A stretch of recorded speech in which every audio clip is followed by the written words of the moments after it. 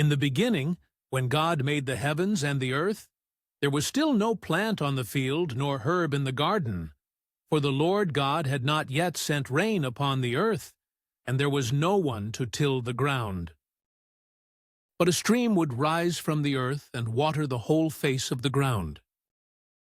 Then the Lord God formed man from the dust of the ground, and breathed into his nostrils the breath of life, and the man became a living being.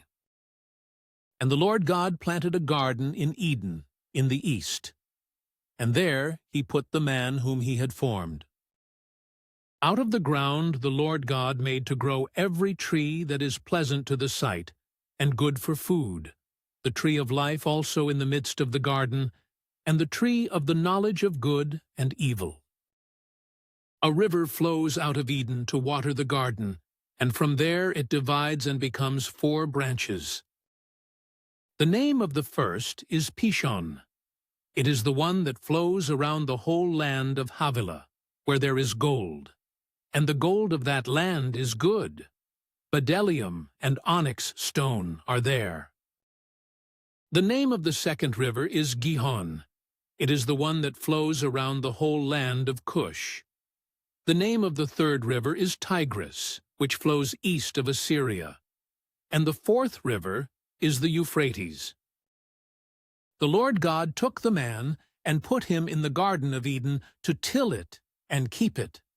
And the Lord God commanded the man, "You may freely eat of every tree of the garden.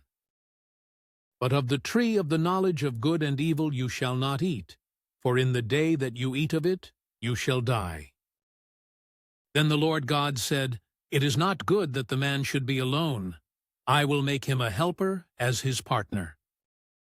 So out of the ground the Lord God formed every animal of the field and every bird of the air, and brought them to the man to see what he would call them. And whatever the man called each living creature, that was its name. The man gave names to all cattle, and to the birds of the air, and to every animal of the field. But for the man there was not found a helper as his partner. So the Lord God caused a deep sleep to fall upon the man, and he slept.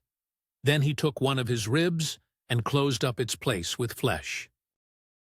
And the rib that the Lord God had taken from the man he made into a woman and brought her to the man. Then the man said, "This at last is bone of my bones and flesh of my flesh. This one shall be called woman, for out of man this one was taken." Therefore a man leaves his father and his mother and clings to his wife, and they become one flesh. And the man and his wife were both naked, and were not ashamed.